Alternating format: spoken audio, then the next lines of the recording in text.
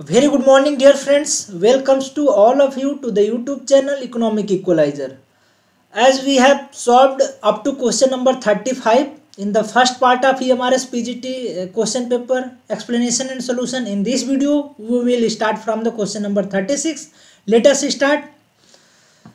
जो है हम लोगों ने कल के पार्ट में जो है क्वेश्चन नंबर 35 तक ही हमारे पीजीटी क्वेश्चन पेपर को सॉल्व किया था। आज हम लोग जो है क्वेश्चन नंबर 36 से स्टार्ट करेंगे और कंप्लीट पेपर को हम लोग सॉल्व करेंगे, जो कि हमारे पीजीटी के क्वेश्चन पेपर में 70 क्वेश्चन इकोनॉमिक्स के थे।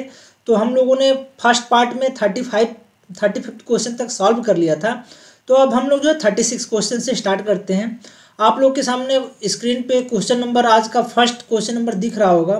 क्वेश्चन में कहा जा रहा है कि GDP at constant prices, GDP at constant prices is lower than GDP at current prices during a period of. ऐसा क्यों होता है? कांस्टेंट प्राइसेज जो होता है लोअर होती है करंट प्राइसेज से। करंट प्राइसेज का मतलब क्या हो गया आपका? Nominal price. नॉमिनल प्राइस में क्या होता है? इन्फ्लेशन इंक्लूड होता है। कांस्टेंट प्राइस क्या होता है? इसको बोलते हैं base year price. Base year price. तो ये ऐसा इसलिए होता है क्योंकि इन्फ्लेशन, इसमें जब इन्फ्लेशन इकोनॉमी में जो भी इन्फ्लेशन का रेट होता है वो ऐड होने की वजह से करंट प्राइसेस जो होती है ग्रेटर होती है बेस ईयर प्राइसेस से। तो इसका राइट ऑप्शन क्या हो जाएगा? इन्फ्लेशन, या उसको हम लोग महंगाई बोल सकते हैं। अब हम लोग जो है नेक्स्ट क्वेश्चन को देखते हैं।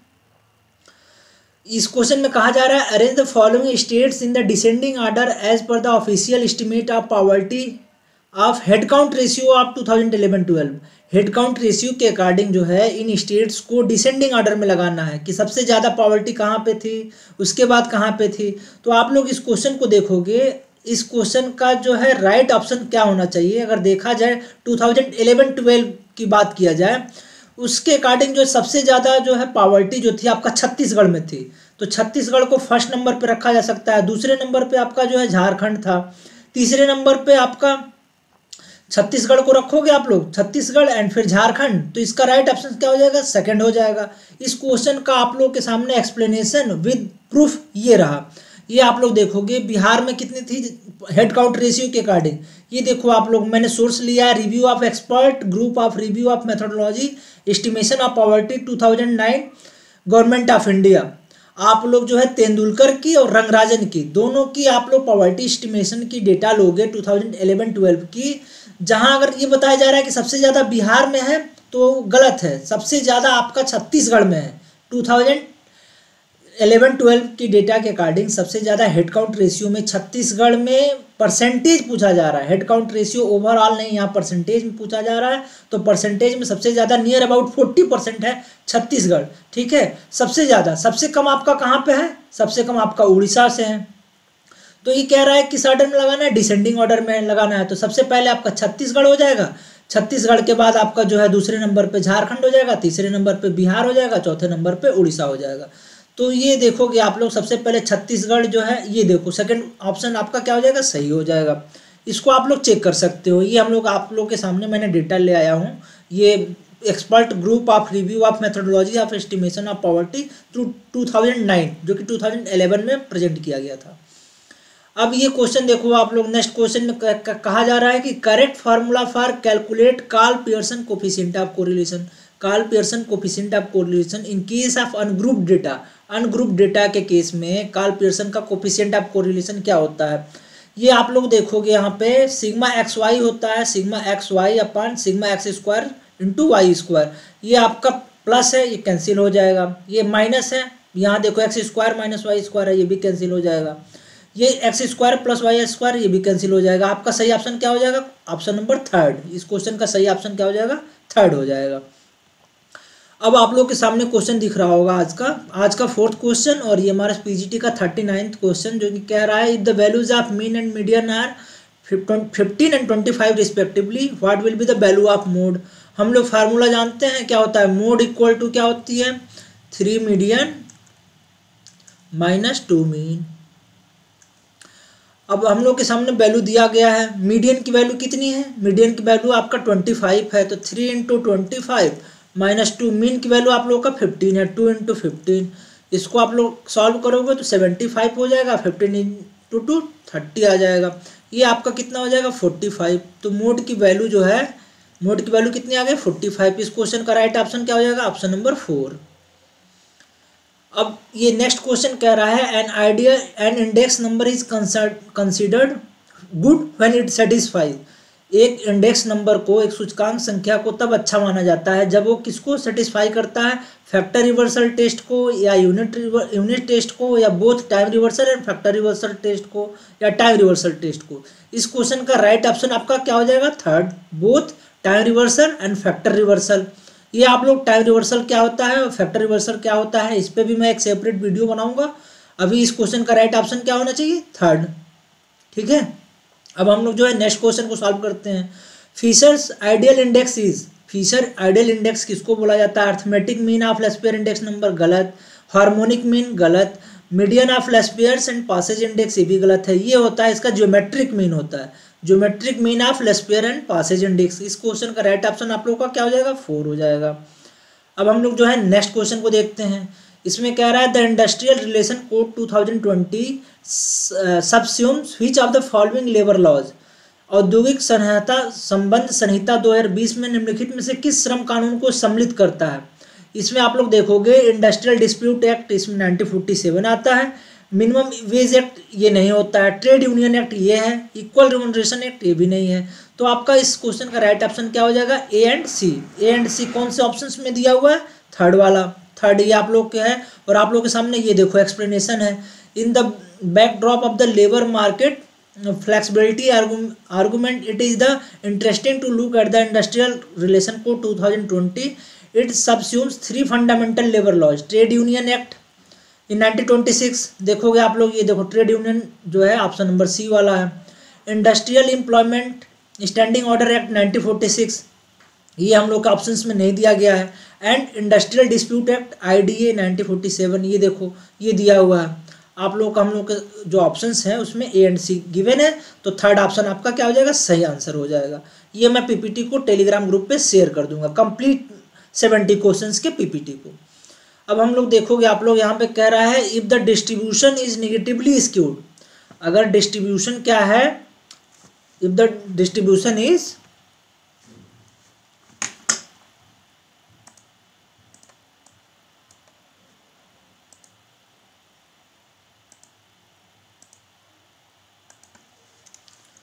यहाँ देखोगे क्वेश्चन में कहा जा रहा है if distribution is negatively, if the distribution is negatively skewed then क्या होगा, हम लोग देखते हैं पॉजिटिवली स्क्यूड होता है तो mean is greater then median is greater then mode.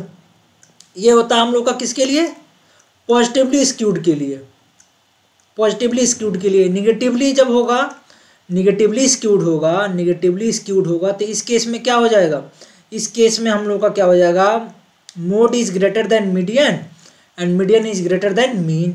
तो आप लोग इस क्वेश्चन का ऑप्शन देखो इसमें कौन सा है, यहाँ पे देखोगे तो मोड जो होता है ये mode is greater then median, median is greater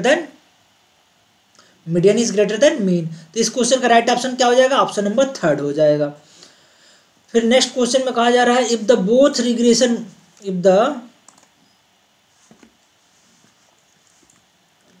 if the both regression coefficient are negative then the coefficient of correlation will be।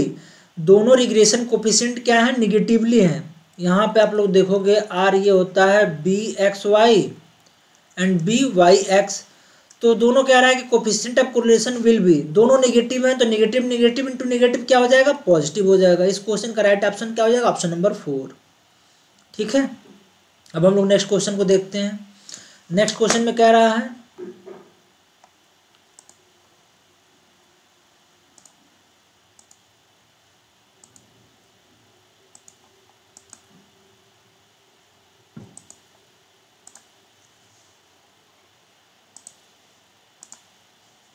Next question में कहा जा रहा है which of the following statical measure is not affected by extremely large और small group. इसमें से कौन सा सांख्यिकीय माप अत्यधिक बड़े या छोटे मूल्यों से प्रभावित नहीं होता है। ये देखो स्टैंडर्ड डेविएशन होता है, अर्थमेटिक मीन भी होता है, अगर डेटाज में कुछ चेंज किया जाए तो मीन भी आप लोगों का चेंज हो जाएगा, स्टैंडर्ड डेविएशन भी चेंज हो जाएगा, कोफिशिएंट ऑफ वेरिएशन भी चेंज हो जाएगा, लेकिन मीडियन नहीं चेंज होता है। मीडियन जो होता है, तो इस क्वेश्चन का राइट ऑप्शन क्या हो जाएगा, मीडियन। माध्यक या माध्यिका, तो इसमें सही ऑप्शन क्या हो जाएगा? सी कहाँ है? That is option number 1, only C. ठीक है, अब हम लोग नेक्स्ट क्वेश्चन पे देखेंगे। As per the budget 2023 and 24 each rupee of the government of India spend in the highest portion is spent on. आप लोगों को मैंने जब बजट का लेक्चर्स अपलोड किया था यूट्यूब पे, या पीपीटी मैंने भी शेयर किया था टेलीग्राम चैनल पे, तो उस पर मैंने ये बताया था, ये क्वेश्चन एग्जैक्ट सेम वहीं से पूछा गया है जो इंडियन इकोनॉमी का कंप्लीट जो लेक्चर अपलोड किया गया था एनटीए नेट एग्जाम से पहले, तो उसमें ये बताया गया था कि कहाँ गवर्नमेंट 1 रुपीज़ का रिवेन्यू कलेक्ट करती है तो किस सेक्टर से कितने पैसे उसके 1 रुपीज़ में आते हैं, या एक्सपेंडिचर करती है, खर्च करती है तो 1 रुपीज़ में वो डिफरेंट सेक्टर्स पे डिफरेंट जो होता है मदों पे किस तरीके से खर्च करती है, तो ये बताया गया था। तो इसमें कह रहा है कि हाईएस्ट पोर्शन सबसे ज़्यादा कहाँ खर्च करती है, तो हम लोग पढ़े हैं कि अगर 1 रुपीज़ का गवर्नमेंट जो होता है रिवेन्यू कलेक्ट करती है पे 1 रुपीज़ का स्पेंड करती है, तो सबसे ज़्यादा आप उसका होता है 20 रुपीज़ किस में? इंटरेस्ट पेमेंट पे। फिर 18 नंबर पे हम लोग 18 जो होता है पैसे 1 रुपीज़ में, वो ये 20 पैसे है। ठीक है, ये 18 पैसे उसके कहाँ खर्च होते हैं? State share of taxes and duties पे। ठीक है, फिर हम लोग पढ़े थे इसमें सेंट्रली स्पॉन्सर्ड स्कीम पे भी 9% होता है, और centrally sponsored scheme and other sector expenditure में यहाँ पे आप लोग देखोगे तो ये आपका हो जाएगा 20 पैसे एक्सपेंडिचर, ये आपका 18 पैसे एक्सपेंडिचर हो जाता है। आपका डिफेंस पे 8 पैसे का एक्सपेंडिचर करती है गवर्नमेंट, सब्सिडीज पे कितने करती है? 7 पैसे का, 7 पैसे का एक्सपेंडिचर करती है। तो सबसे ज़्यादा कहाँ पे हो जाएगा? इंटरेस्ट पेमेंट, जो कि 1 रुपीज़ का अगर गवर्नमेंट स्पेंड करती है, खर्चा करती है, तो उसको 20 पैसे उसको इंटरेस्ट पेमेंट करने पे, जो भी गवर्नमेंट बोरविंग ली हुई होती है अपने पास्ट में, उसका इंटरेस्ट पेमेंट करने के लिए उसको 1 रुपये में 20 पैसे वो केवल इंटरेस्ट पेमेंट में खर्चा कर देती है। तो पहले नंबर पे यहाँ पे क्या आ जाएगा? इंटरेस्ट पेमेंट सबसे ज़्यादा पूछा है तो आपका इंटरेस्ट पेमेंट हो जाएगा। दूसरे नंबर पे यहाँ पे आप लोग देखोगे state share of taxes and duty 18 पैसे करती है। तीसरे नंबर पे डिफेंस पे करती है 8 पैसे। चौथे नंबर पे सब्सिडीज पे करती है 7 पैसे। तो इस क्वेश्चन का राइट ऑप्शन क्या हो जाएगा? सेकेंड। अब आप लोग के सामने नेक्स्ट क्वेश्चन है, according to the budget 2023-24 which of the following is correct. निम्नलिखित में से कौन सा सही है 23-24 के बजट के अकॉर्डिंग? यहाँ पे देखोगे corporate tax contributes more than the GST, बिल्कुल गलत है ये। क्यों गलत है? क्योंकि हम लोग पढ़ते हैं गवर्नमेंट जो होता है कारपोरेशन टैक्स, जब गवर्नमेंट टैक्सेशन लेती है वो करती है तो सबसे ज़्यादा उसको कहाँ से रेवेन्यू होता है? सबसे पहले उसको बोरविंग से होता है, बोरविंग एंड अदर लाइबिलिटीज से उसको 34 पैसे होते हैं। 1 रुपीज़ का अगर गवर्नमेंट रेवेन्यू कलेक्ट करती है तो उसको 34 पैसे कहाँ से मिलते हैं? उसको बोरविंग एंड अदर लाइबिलिटीज से मिलते हैं। ये पहले नंबर पे था। हम लोगों ने बजट वाले लेक्चर में इसको आप लोगों को बताया गया था, आप लोग देख सकते हो जाके वहाँ पे। दूसरे नंबर पे क्या था? दूसरे नंबर पे गवर्नमेंट का था जीएसटी। तीसरे नंबर पे क्या था? Corporation tax. और फोर्थ नंबर पे क्या था? Income tax. इनकम टैक्स और कारपोरेशन टैक्स दोनों का जो है वेटेज कितना है? 15 पैसे है। जीएसटी का कितना है आप लोगों का? 17 पैसे हैं। ठीक है, तो ये आप लोग देखोगे इसको जाके, तो सबसे कह रहा है corporate tax contributes more than the GST, ये गलत है। कारपोरेट जीएसटी का 17 पैसे है, कारपोरेट टैक्स का 15 पैसे है, इसलिए गलत हो जाएगा। सेकेंड ऑप्शन कह रहा है contribution of GST is higher than borrowing and other liabilities, GST is higher than the borrowing and other liabilities, ये भी गलत है। क्यों? बोरविंग एंड अदर लाइबिलिटीज 34 पैसे है, जीएसटी का कितना है? 17 पैसे। तो दोनों स्टेटमेंट क्या हो गए? गलत हो गए। तो नाइदर ए नॉर बी इसका सही ऑप्शन हो जाएगा। अब नेक्स्ट क्वेश्चन कह रहा है कि which of the following is correct regarding the budget proposal for the year 23 and 24? The total size of the budget is more than the 45 lakh crore.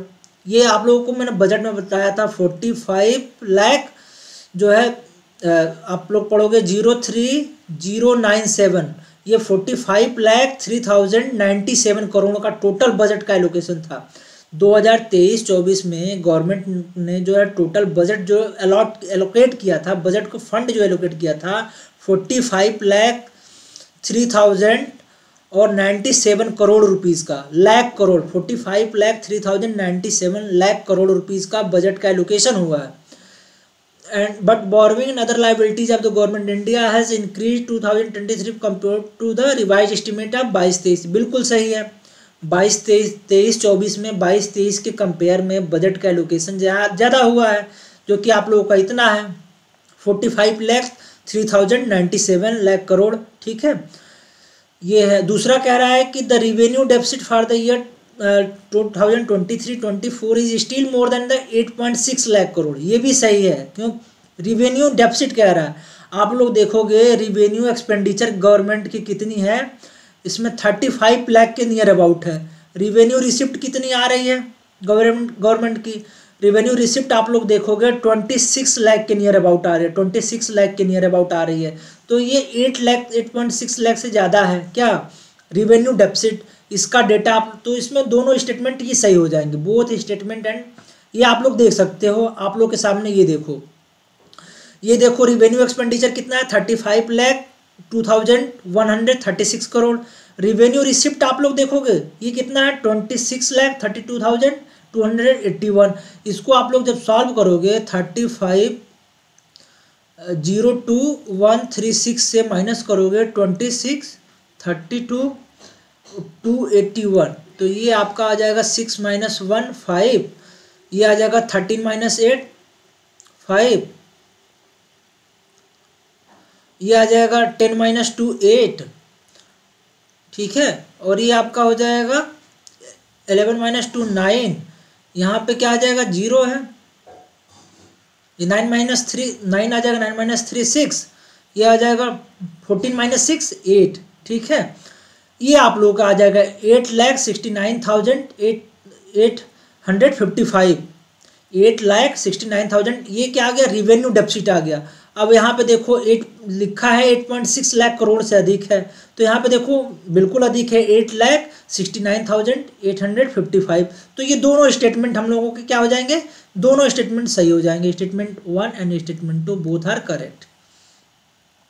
ये आप लोग देख सकते हो यहाँ से गवर्नमेंट का रिवेन्यू एक्सपेंडिचर को, ये बजट वाले लेक्चर में मैंने इसको बताया था, आप लोग यहाँ देख सकते हो। बजट रिवेन्यू एक्सपेंडिचर कितना है, 35,02,136 करोड़, और रिवेन्यू रिसिप्ट कितना है, 26,32,281। इसको माइनस करोगे आप लोग यहाँ से, तो ये क्या हो जाएगा, रिवेन्यू डेफिसिट हो जाएगा 8,69,855, और वही ऑप्शन में दिया हुआ है 8.6 लाख करोड़ से अधिक है। तो बिल्कुल सही है, दोनों स्टेटमेंट सही हैं। अब नेक्स्ट क्वेश्चन कह रहा है, as per the budget 2023-24 the effective capital expenditure. ये क्वेश्चन भी बजट वाले लेक्चर से था।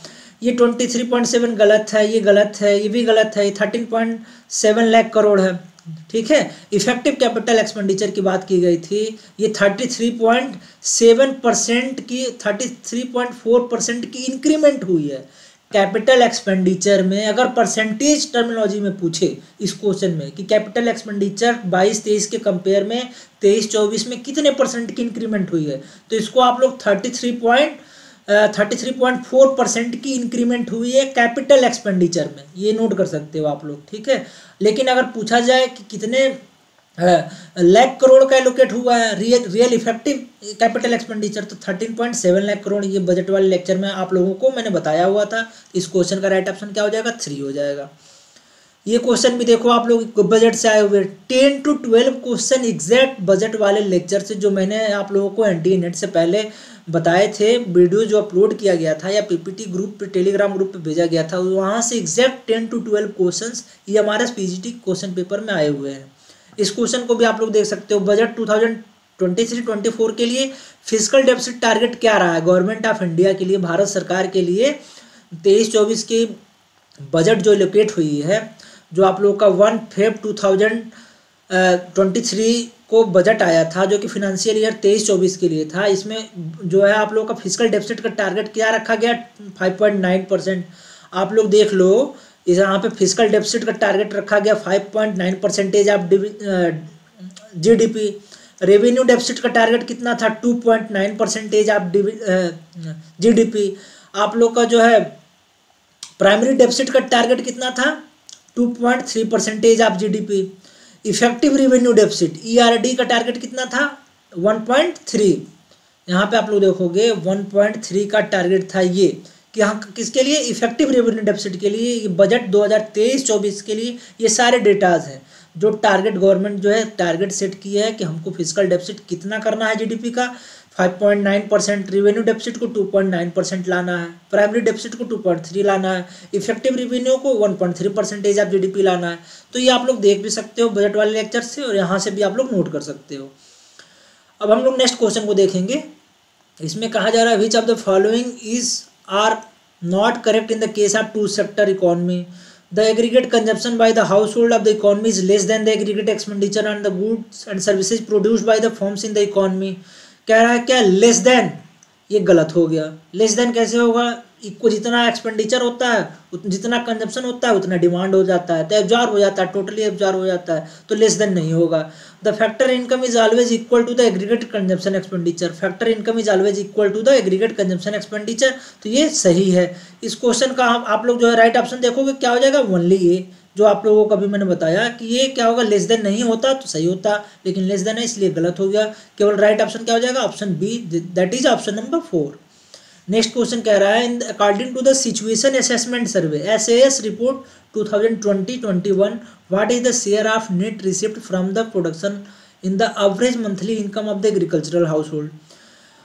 सिचुएशन असेसमेंट सर्वे के अकॉर्डिंग जो है एग्रीकल्चरल हाउस होल्ड का कितना है, एवरेज मंथली इनकम कितना हुआ है। तो इसका सही ऑप्शन जो है, ये रटने वाले क्वेश्चन हैं, इसको आप लोग रटोगे तो इसका सही ऑप्शन क्या है 37%। इसका जो है आप लोग प्रूफ देख सकते हो यहाँ पे, ये प्रूफ जो है ये डेटाज मैं ये PPT को अपलोड कर दूंगा, आप लोग यहाँ से देख सकते हो। ये 37% जाके देख सकते हो आप लोग।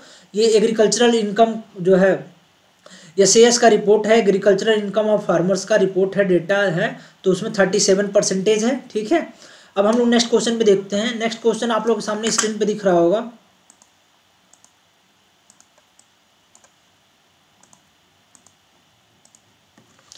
नेक्स्ट क्वेश्चन को आप लोग देखोगे, कह रहा है which of the following is correct. Crop diversification can promote sustainable agriculture, reduction in the import dependence and higher incomes of the farmers. बिल्कुल सही है।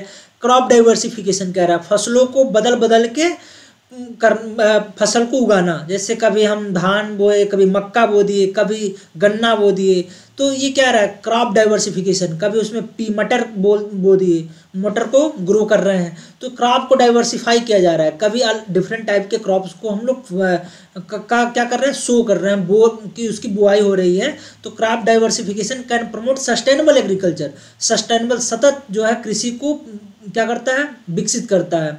Reduction in the import independence, import के रिडक्शन को क्या करता है, इम्पोर्ट पे हम लोग जो डिपेंड होते हैं उसको रिडक्ट करता है, रिड्यूस करता है। Higher incomes for the farmers, बिल्कुल सही है। किसानों की इनकम्स भी क्या होती है, इससे ग्रो होती है। However it does not affect any effect on the water use efficiency and sustainability of soil health. कह रहा है लेकिन ये किसी तरीके से पानी की प्रयोग करने के लिए या सॉइल की हेल्थ की सततता सस्टेनेबिलिटी के लिए किसी तरीके से को प्रभावित नहीं करता। तो ये गलत हो गया, ये स्टेटमेंट जो होता है सेकंड वाला गलत हो गया। कह रहा है हालांकि इस जल प्रयोग दक्षता और मिट्टी के स्वास्थ्य की स्थिरता पर कोई प्रभाव नहीं पड़ता है, ये गलत हो गया। Only statement 1 is right, that is option A. Option 1 is right, that is option number 4। इस क्वेश्चन का सही ऑप्शन क्या हो जाएगा, 4 हो जाएगा। अब आप लोग क्वेश्चन नंबर 54 को देखोगे। As per the national family health survey, कह रहा है नेशनल फैमिली हेल्थ सर्वे 5 के अकॉर्डिंग, जो कि 1921 में आई थी, कौन सा स्टेटमेंट करेक्ट है।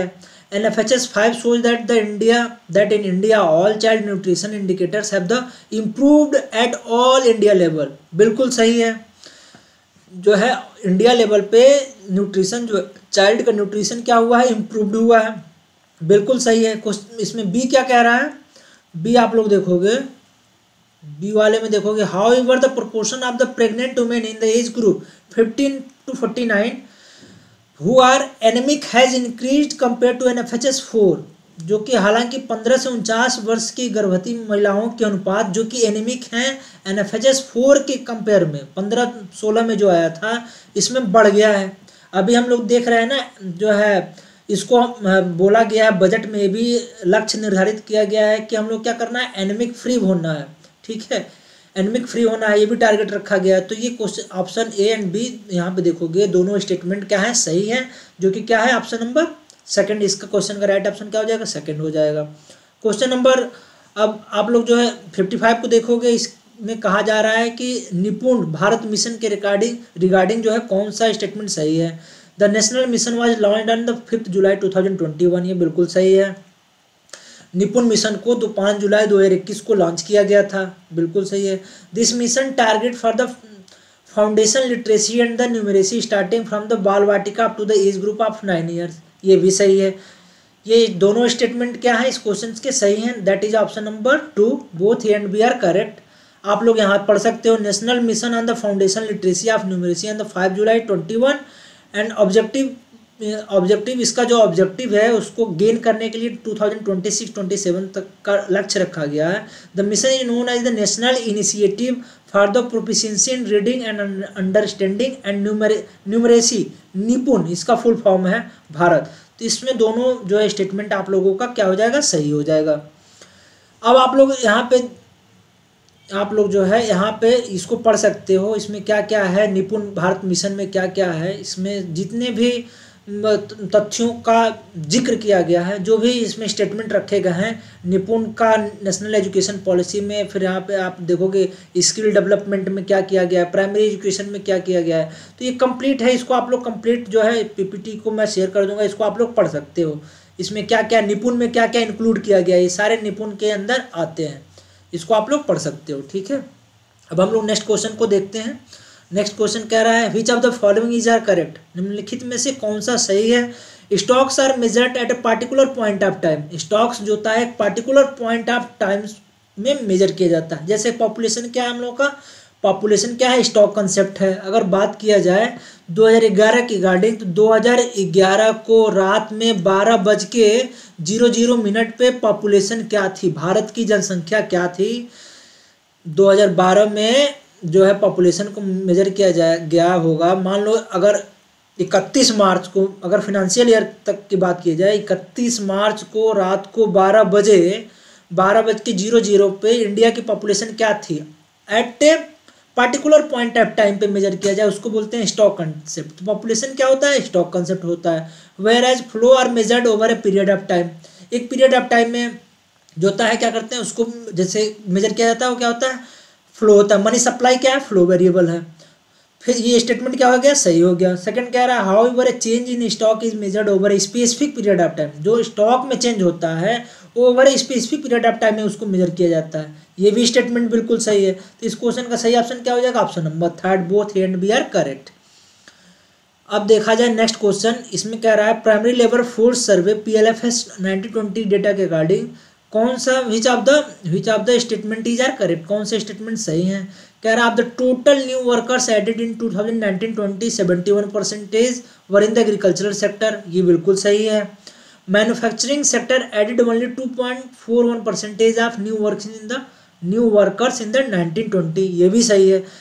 PLFS का डेटा आप लोग देखोगे तो वहाँ पे क्या हुआ है, एग्रीकल्चरल सेक्टर में न्यू वर्कर्स एडेड जो है कितने हैं, 71% है। और मैन्युफैक्चरिंग सेक्टर का जो होता है टोटल वर्कर्स का कंट्रीब्यूशन कितना, 2.1% है। तो इस क्वेश्चन का राइट ऑप्शन क्या हो जाएगा, option number 2, both and B are right.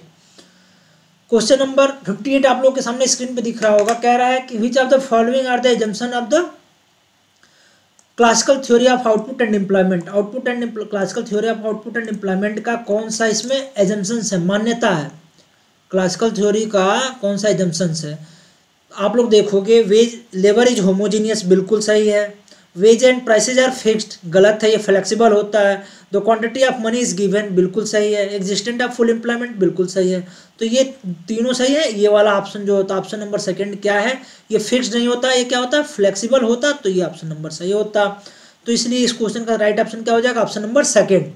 ये आप लोग देख सकते हो कंप्लीट क्लासिकल इकोनॉमिस्ट जो थे, जो एजम्पशंस मानते थे, उन सारे एजम्पशंस को मैं आप लोगों के सामने लेके आया हूँ। आप लोग इसको जो है पीपीटी से आप लोग इसको रट सकते हो क्या क्या है। देखो इन्हीं जो एजम्पशंस दिए हुए थे ऑप्शन में, इन्हीं 4 एजम्पशंस की बात की गई थी। There is a existent of full employment without inflation, बिना जो है मुद्रास्फीति के क्या होता है, पूर्ण रोजगार की स्थिति होती है। There is existent of full employment without inflation. दूसरा कह रहा है laissez capitalist economy without government interference, laissez होता है, कोई भी सरकार का हस्तक्षेप नहीं होता है। और कैपिटलिस्ट इकोनॉमी, पूंजीवादी क्या है, अर्थव्यवस्था है। तीसरा कह रहा है कि it is the closed economy है, no import no export without foreign trade, fourth कह रहा है there is a perfect competition in the labour and product market, जो होता है श्रम बाजार में और उत्पाद बाजार में क्या है, पूर्ण प्रतियोगिता की स्थिति है। ये भी देखो, ये वाला भी आया था, लेबर इज होमोजीनियस, क्या है, लेबर क्या होता है, होमोजीनियस होता है, बिल्कुल सही है। Total output in the economy is divided between the consumption and investment expenditure. Total output जो है, टोटल आउटपुट को जो है अर्थव्यवस्था में उपभोग के लिए और इन्वेस्टमेंट एक्सपेंडिचर के लिए, विनियोग निवेश के लिए और उपभोग के लिए क्या किया जाता है, में बांटा जाता है। The quantity of money is given and money is only the medium of exchange, जो होता है मनी की, मुद्रा की मात्रा अर्थव्यवस्था में दी गई है और केवल मीडियम ऑफ एक्सचेंज के लिए यूज किया जाता है। बॉर्टर इकोनॉमी, एक्सचेंज के लिए मतलब अदला बदली के लिए हम मनी की का यूज जो होता है एक्सचेंज करने के लिए केवल यूज करेंगे। Wages and prices are perfectly flexible, लेकिन ऑप्शंस में क्वेश्चन में क्या दिया था, फिक्स्ड दिया हुआ था। यहाँ आप लोग देखोगे क्या होता है, मजदूरी और मूल्य क्या होते हैं, पूर्ण रूप से क्या होते हैं, फ्लेक्सिबल होते हैं, लचीली होती है, लचीलीदार होते हैं, ठीक है। नेक्स्ट है there is a perfect information on the part of all market participant, जितने भी मार्केट के पार्टिसिपेंट्स हैं, लेबर हो गया, कैपिटल हो गया, जो है लेबर हो गया या लेबर एम्प्लॉयड करने वाला ओनर हो गया, ठीक है, एंटरप्रेन्योर हो गया, सबको बाजार की पूर्ण जानकारी होती है। Money wages and real wages are directly related to the related and proportional, जो होता है मनी जो है आपका मौद्रिक मजदूरी और वास्तविक मजदूरी are directly related to the proportional, related and proportional, दोनों एक दूसरे से संबंधित होते हैं और क्या होते हैं, प्रोपोर्शनल होते हैं। Saving are automatically invested and equality between two is brought about by the rate of interest. Saving कह रहा है कि ऑटोमेटिकली इन्वेस्टेड, सेविंग को इन्वेस्ट किया जाता है और क्या होता है, रेट ऑफ इंटरेस्ट जो होता है इनके बीच में क्या लाता है, इक्वालिटी, इनके बीच में समरूपता लाता है, समानता लाता है। Capital stocks and technical change are given, जो पूंजी का जो है स्टॉक जो है और तकनीकी ज्ञान है वो भी पता होती है सबको, इकोनॉमी में सबको पता होती है। The law of diminishing returns operates in the production, जब उत्पादन होता है तो डिमिनिशिंग घटते हुए उत्पादन का नियम जो होता है, डिमिनिशिंग रिटर्न मिलता है, घटता हुआ प्रतिफल मिलता है। इट एज्यूम्स लॉन्ग रन, ये लॉन्ग रन की बात करता है। ये सारे क्लासिकल इकोनॉमिस्ट के जो भी क्लासिकल इकोनॉमिस्ट की जो एजम्पशन थी, ये कंप्लीट एजम्पशंस हैं, आप लोग इसको नोट कर सकते हो। अब हम लोग नेक्स्ट क्वेश्चन को देखेंगे। इसमें कहा जा रहा है who among the following remark that in the long run we all are dead, इनमें से कौन थे जिन्होंने ये बताया कि दीर्घावधि में हम सब क्या है, मृत हैं, हम सभी मर चुके हैं। एडम स्मिथ ने नहीं कहा था, डेविड रिकार्डो ने भी नहीं कहा था, माल्थस ने भी नहीं कहा था, GM Keynes, John Maynard Keynes ने जो है, लॉर्ड किन्स, इनको लॉर्ड किन्स के नाम से भी जाना जाता है, जीएम किन्स ने कहा था in the long run we all are dead. Classical कहते थे लॉन्ग रन की बात करते थे, लेकिन किन्स कहते थे शॉर्ट रन की बात। और अभी आप लोग एजम्पशंस में देखे हो वो किसको एज्यूम करते हैं, क्लासिकल्स लॉन्ग रन की एज्यूम करते हैं, लेकिन किन्स कहते हैं लॉन्ग रन में तो हम लोग सब लोग मरे हुए हैं, in the long run we all are dead, ठीक है। तो इस क्वेश्चन का राइट ऑप्शन क्या हो जाएगा, ऑप्शन नंबर 4। ये आप लोग इसको देख सकते हो, in the long run we all are dead, ये Keynesianism political and economy and revolution, वहाँ से है ये इनकी बुक है, ये जॉफ मैन की बुक है। इसमें आप लोग किन्स के बारे में इन्होंने कंप्लीट डिटेल्स दिया हुआ है, इसको आप लोग पढ़ सकते हो, ये आप लोग डाउनलोड कर सकते हो, ठीक है, इसको पढ़ सकते हो। क्वेश्चन नंबर 60 कह रहा है which of the following is not correct, निम्नलिखित में से कौन सा सही नहीं है। Real GDP is measured eight base year prices, बिल्कुल सही है। बेस ईयर प्राइस या कांस्टेंट प्राइस पे रियल जीडीपी को मेजर किया जाता है, बिल्कुल सही है। GDP may not be a very good measure of welfare, GDP जो है वेलफेयर मेजर करने के लिए क्या होता है, जीएनपी होता है, ग्रास नेशनल शुद्ध राष्ट्रीय उत्पाद जो होता है, किसी भी देश अर्थव्यवस्था का वेलफेयर को मेजर करने के लिए जीडीपी से बेस्ट होता है क्या, जीएनपी, ग्रास नेशनल प्रोडक्ट, शुद्ध राष्ट्रीय उत्पाद। तो ये भी वाला ऑप्शन सही हो गया। Real GDP is considered as the national income in India, real GDP को नेशनल भारत में राष्ट्रीय आय के लिए मेजर किया जाता, माना जाता है रियल जीडीपी को, लेकिन ये क्या हो गया, गलत हो गया। The ratio of nominal to real GDP is known as GDP deflator, GDP deflator आप लोग पढ़ते हो, इसमें क्या होता है, नॉमिनल अपन रियल इंटू 100 होता है, तो ये बिल्कुल सही है। तो आप लोगों का 1 सही, 2 सही, 4 सही, लेकिन थर्ड वाला गलत है। क्यों, रियल जीडीपी जो कह रहा है is consider as the national income in India, राष्ट्रीय आय को कंसिडर किया जाता है, ये गलत हो गया। तो ऑप्शन नंबर 3 क्या हो गया, गलत है। क्वेश्चन नंबर 61 कह रहा है according to the Keynes investment demand depends upon, देखो हम लोग जब किन्स ने डिमांड की बात किया था तो उन्होंने 2 तरीके की बात की गई थी। एक कहा था उन्होंने कंजम्पशन डिमांड, और दूसरा उन्होंने बताया था किसका, इन्वेस्टमेंट डिमांड, उपभोग का मांग, और क्या हो गया, निवेश का मांग। ठीक है, कंजम्पशन डिमांड को उन्होंने दो तरीके से बताया था, किसके लिए, एक बताया था MPC, marginal propensity to consume, उपभोग करने की सीमांत प्रवृत्ति, और दूसरा क्या बताया था उन्होंने, इनकम को बताया था। ठीक है, करंट इनकम को। ठीक है, और इन्वेस्टमेंट डिमांड की उन्होंने बात की थी, तो उन्होंने बात की थी एक आपका एमईसी।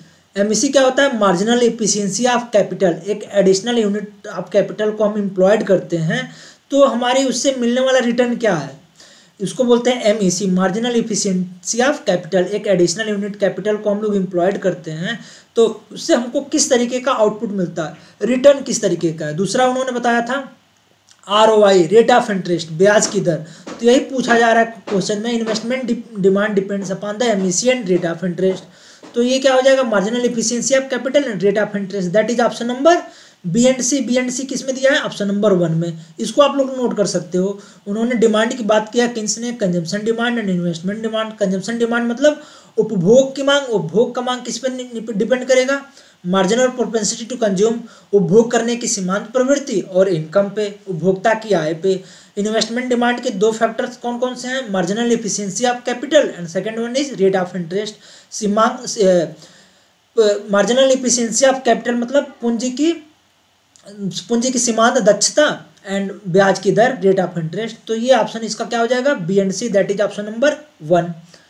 अब हम लोग नेक्स्ट क्वेश्चन को देखोगे आप लोग, इसमें कह रहा है कि इसको क्या करना है, मैच करना है। Which of the following measure to prevent distress during the Covid with the their policy, कौन सा लिया गया, कैश ट्रांसफर किए जाते थे। जितने भी आप लोग देखोगे फार्मर्स जो थे 19 में अनाउंस किया गया था, फरवरी 2019 में प्रधानमंत्री नरेंद्र मोदी ने यह अनाउंसमेंट किया था कि फार्मर्स को पर मंथ 500 रुपीज़ 3 महीने के इंस्टॉलमेंट पे दिए जाएंगे, मतलब एनुअली 6000 रुपीज़। तो ये 1 दिसंबर 2018 से इम्प्लीमेंट हो गया था। तो कैश ट्रांसफ़र में क्या है, आप लोग देखोगे कैश ट्रांसफ़र में हो जाएगा पीएम किसान। ठीक है, स्किल डेवलपमेंट क्या होता है, यहाँ पे फूड सिक्योरिटी में देखोगे आप लोग जो है, फूड सिक्योरिटी में हो जाएगा 1, इसको मैच करोगे 1 नेशन 1 राशन कार्ड, बी का 4th हो जाएगा। एमएसएमई क्या हो गया, क्रेडिट गारंटी स्कीम हो जाएगा, डी का हो जाएगा 3rd। फूड सिक्योरिटी क्या हो जाएगा, डीडीयू जीकेवाई। ये देखो मतलब एक आपका हो गया सेकंड, ए का सेकंड ये हो गया, ये और ये ऑप्शन ये दोनों कट जाएंगे, आप लोग इसको मिलाओगे मैच करोगे, ए का सेकंड। फूड सिक्योरिटी क्या हो गया, सेकंड का पहला, मतलब सेकंड वाला ऑप्शन सही हो जाएगा। इसमें सी का आप लोग देखोगे स्किल डेवलपमेंट की बात किया जा रहा है।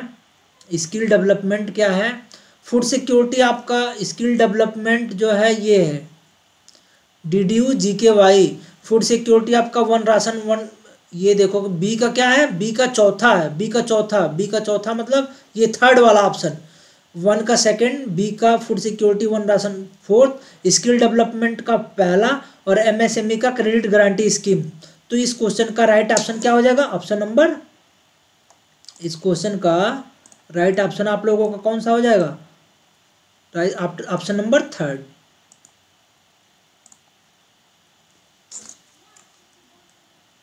ये आपका गलत हो गया, ये आपका गलत हो गया, ये वाला सही, ये भी गलत है। क्यों, कैश ट्रांसफर जो होता है पीएम किसान के थ्रू, दोनों में 2-2 सही है। सेकंड कह रहा है फूड सिक्योरिटी क्या है, 1 नेशन 1 राशन कार्ड, बी का चौथा, ये 4th वाला हो गया। Skill development DDU GKY, 1st वाला ऑप्शन सही हो गया। And MSME credit guarantee scheme, तो इसका ऑप्शन का 3rd ऑप्शन सही हो जाएगा, आंसर नंबर क्या हो जाएगा 3rd। ठीक है, अब आप लोग देखो इस क्वेश्चन को देखोगे, चूज द करेक्ट ऑप्शन। इस क्वेश्चन में आप लोग देखोगे कि एनएनपी फैक्टर कास्ट क्या होता है, ये सारे ऑप्शंस जो हैं ये गलत है। जीडीपी फैक्टर कास्ट पे ये भी गलत है। ये क्वेश्चन ही ऑप्शंस ही जो गिवन है वो सारे ऑप्शंस गलत हैं। इस क्वेश्चन के जितने भी GDP NNP at factor cost क्या होता है, जीडीपी एट मार्केट प्राइस क्या होता है, जीडीपी एट फैक्टर कास्ट क्या होता है, एनएनपी एट फैक्टर कास्ट क्या होता है, एनएनपी एट मार्केट प्राइस क्या होता है, जीएनपी एट मार्केट प्राइस क्या होता है, ये सब none of the given option is correct. इसका ये आप लोग देखो, ये यही ऑप्शंस में दिया हुआ है। जीडीपी एट मार्केट प्राइस के लिए क्या होता है, जीएनपी मार्केट प्राइस क्या होता है, gross national product market price पे GDP at market price plus NFIA नफिया, इसको बोलते हैं net factor income from abroad. NDP देखोगे, एनएनपी एट मार्केट प्राइस जो होता है, GNP at market price minus depreciation करते हैं, ये होता है एनएनपी का। एनडीपी एट मार्केट प्राइस क्या होता है, GDP at market price minus depreciation करते हैं। एनडीपी एट फैक्टर कास्ट क्या होता है, NDP eight market price minus NIT net indirect tax. Net indirect tax क्या होता है, प्लस सब्सिडी, इसमें देखोगे सब्सिडी हो गया प्लस माइनस टैक्स। टैक्सेशन और सब्सिडी जो होता है, टैक्सेशन क्या होता है, ये देखोगे प्लस सब्सिडी माइनस टैक्सेशन, ये होता है एनआईटी नेट इनडायरेक्ट टैक्सेशन के लिए। एनआईटी का फुल फॉर्म जो होता है टैक्सेशन और सब्सिडी, जो गवर्नमेंट सब्सिडी देती है और जो टैक्सेशन होता है उसको जो उसका जब सम होता है उसको माइनस कर दोगे, सब कितनी गवर्नमेंट सब्सिडी दे रही है और टैक्सेशन कितना ले रही है उससे, तो उन दोनों का समेशन जो होता है एनआईटी होता है, नेट इनडायरेक्ट टैक्स कितना इम्पोज किया जा रहा है। जीडीपी एट फैक्टर कास्ट क्या होता है, NDP at factor cost plus depreciation. NNP at factor cost क्या होता है, NDP at factor cost plus net factor income from abroad होता है। हम किसी कंट्रीज को कितना ट्रांसफर कर रहे हैं और कंट्रीज से अदर कंट्रीज से हमको कितना मिल रहा है, वो एनएफआईए होता है, net factor income from abroad. GDP GNP at factor cost होता है NNP at factor cost plus depreciation. ठीक है, ये सारे इंस्ट्रूमेंट हैं जो कि आप लोग इसको नोट कर सकते हो। ये पीपीटी शेयर किया जाएगा, आप लोग उससे चेक कर सकते हो कि क्या क्या होना चाहिए इसमें, क्या क्या जीडीपी एट फैक्टर कास्ट क्या क्या होता है, वैल्यू कैसे मेजर करते हैं, जीएनपी एट फैक्टर कास्ट क्या होता है, जो होता है एनएनपी एट मार्केट प्राइस क्या होता है, एनएनपी एट फैक्टर कास्ट क्या होता है। तो ये कंप्लीट आप लोगों का मेजरमेंट के लिए जो इसका फार्मूला होता है उसको आप लोगों के सामने दिया गया, आप लोग इसको नोट कर सकते हो। ये क्वेश्चन पूछ रहा है which of the following is not correct, निम्नलिखित में से कौन सा सही नहीं है। एमपीसी क्या है, मार्जिनल प्रोपेंसिटी टू कंज्यूम है। MPS marginal propensity to save है। कि आप लोगों का क्या है, इन्वेस्टमेंट मल्टीप्लायर है, निवेश गुणक है। तो अब इस क्वेश्चन को आप लोग सॉल्व करोगे, जब हम लोग के की वैल्यू यहाँ देखते हैं 1 माइनस एमपीसी निकालते हैं, या इसको हम लोग लिखते हैं 1 अपन एमपीएस। तो एमपीसी की वैल्यू अगर हम लोग क्या रखेंगे, मैक्सिमम क्या हो सकता है 1 अपान 1 माइनस 1 रखोगे तो ये हो जाएगा 1 अपान 0, ये क्या हो गया, इन्फिनिटी हो गया। अगर मिनिमम रखोगे तो क्या हो जाएगा, 0 हो जाएगा। 1 माइनस 1 0, ये क्या हो गया 1 अपान 1, ये हो गया 1। तो 1 से इन्फिनिटी के बीच में लाई करेगी। एमपीएस क्या हो जाएगा, मार्जिनल प्रोपेंसिटी टू सेव है, सेव जो भी है 0 से ज़्यादा होगा और 1 से कम होगा। ठीक है, इसी के बीच में लाई करेगी, मार्जिनल प्रोपेंसिटी टू सेव। तो ये वाला सही है।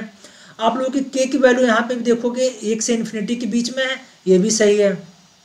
एमपीसी जो है मार्जिनल प्रोपेंसिटी टू कंज्यूम 0 से बड़ा 1 से लेस, ये भी सही है। लेकिन यहाँ पे ये देखोगे 0 से इन्फिनिटी 0 नहीं होगा, ये ऑप्शन क्या हो जाएगा, इनअप्रोप्रिएट है, इनअप्रोप्रिएट है।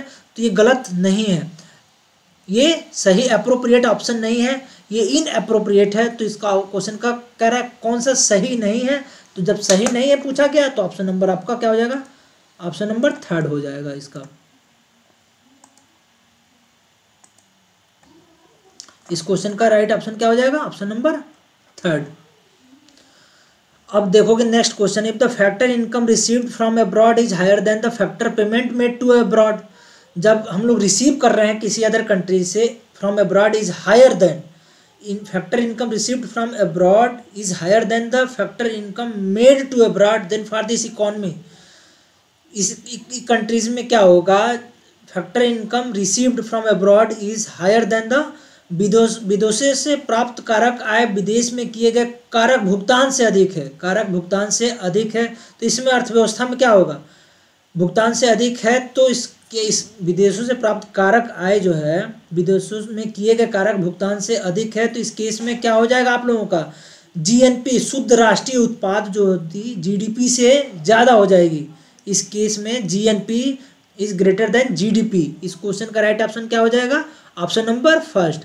Factor income received from abroad is higher than the factor payment made to abroad. तो इस केस में क्या हो जाएगा, ऑप्शन नंबर आपका 1 हो जाएगा, GNP is greater than GDP. Question number 66 है, the demand for money under speculative motive is a decreasing function of rate of interest. बिल्कुल सही है, रेट ऑफ इंटरेस्ट बढ़ रहा होता है तो स्पेकुलेटिव डिमांड को क्या करते हैं, डिक्रीज कर देते हैं। In the situation of liquidity trap monetary policy become ineffective. वहाँ पे क्या होता है, फिजिकल पॉलिसी केवल वर्क करता है जब क्या हो जाता है, लिक्विडिटी ट्रैप की कंडीशन आ जाती है। जब लिक्विडिटी ट्रैप की कंडीशन आ जाती है, आप लोग देखोगे लिक्विडिटी ट्रैप के कंडीशन में क्या होता है, यहाँ पे देखोगे ये लिक्विडिटी ट्रैप का कंडीशन है। यहाँ पे क्या हो गया, रेट ऑफ इंटरेस्ट जो होता है बहुत ही नीचे लो हो चुका होता है, एक सर्टेन लिमिट के नीचे आ गया होता है। तो उस केस में इन्वेस्टमेंट जो होता है करने से ज़्यादा क्या होता है, रिटर्न नहीं होने के चांसेज होते हैं, रिटर्न होने की पॉसिबिलिटीज नहीं होती है। तो यहाँ पे मॉनेटरी पॉलिसी इनइफेक्टिव हो जाता है। यहाँ पे क्या क्या कौन सा पॉलिसी वर्क करता है, fiscal policy, fiscal policy effective होता है। तो यही कह रहा है ऑप्शन फर्स्ट आप लोगों का क्या हो जाएगा, demand for money under speculative motive decreasing function of rate of interest, सही है बिल्कुल। In a situation of liquidity trap monetary policy becomes ineffective, बिल्कुल सही है। तो इस क्वेश्चन के दोनों ऑप्शन क्या हो जाएंगे, both and and B are correct. ठीक है, अभी आप लोगों को बताया ना इसमें कि इस पे जब rate of interest monetary policy ineffective होगा तो उस केस में फिस्कल पॉलिसी अच्छे से काम करेगा। गवर्नमेंट क्या करेगी, टैक्सेशन बढ़ा देगी। ठीक है, फिस्कल पॉलिसी जब इम्पोज होगा को अप्लाई किया जाएगा। अब नेक्स्ट क्वेश्चन कह रहा है कि correct method of estimation of GDP, कौन सा करेक्ट मेथड है जीडीपी को मेजर करने के लिए। इनकम मेथड हम लोग पढ़ते हैं, रिवेन्यू मेथड नहीं होता है, वैल्यू एडेड मेथड होता है एंड एक्सपेंडिचर मेथड होता है। तो ए सी एंड डी सही ऑप्शन हो जाएगा, A C and D option number second. इस क्वेश्चन का right option A C D, that is option number 2। Next question आप लोग देखोगे कह रहा है कि which of the following is not included in the traditional function of, which of the following is,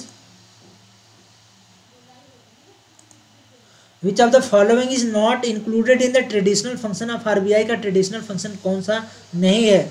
यहाँ पे देखोगे ट्रांसफर ऑफ करेंसी है, लेंडिंग ऑफ मनी भी है, टू एक्ट क्लियरिंग हाउस भी है, to deal in the time bill ये नहीं है। ठीक है, ये ऑप्शन नहीं है, ये आप लोग इसको देख सकते हो।